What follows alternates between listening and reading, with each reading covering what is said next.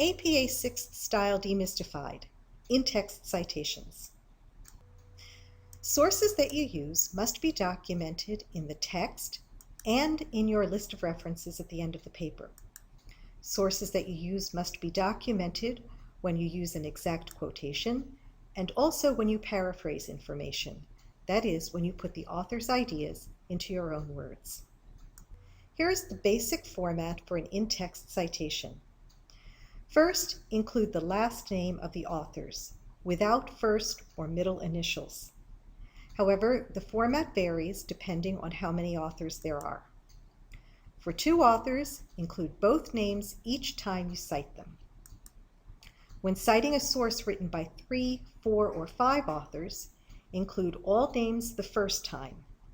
Then, if you cite the same work again later on in your paper, use the last name of the first author only, followed by the abbreviation et al.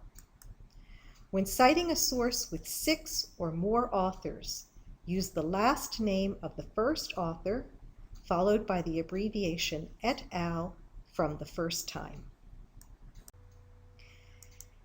Following the names of the authors, include the year of publication, the page number preceded by P period, and this is required when using an exact quotation.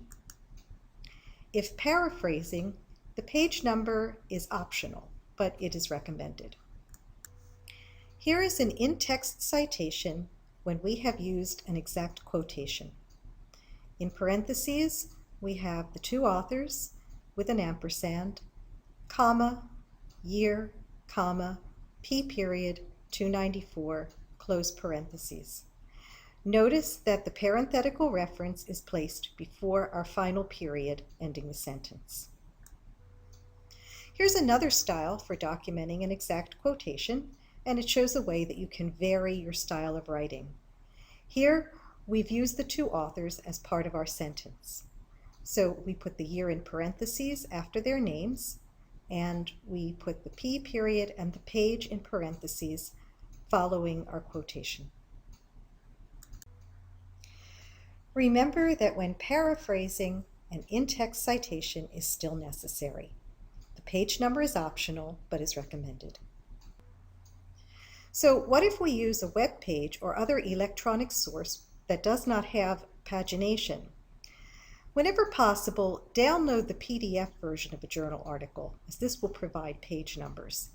If you're paraphrasing or citing from a web document that has no page numbers, one suggestion is to number the paragraphs and then cite the paragraph numbers in your citations, as in the example below, where we have paragraph 1. However, when in doubt, ask your instructor. Your list of references should be arranged alphabetically by the name of the first author of each source, or by the title if there is no author, regardless of where you cite each source in your paper. Unless otherwise instructed by your professor, citations should be double-spaced when they continue for more than one line, and double spacing should also be used between citations.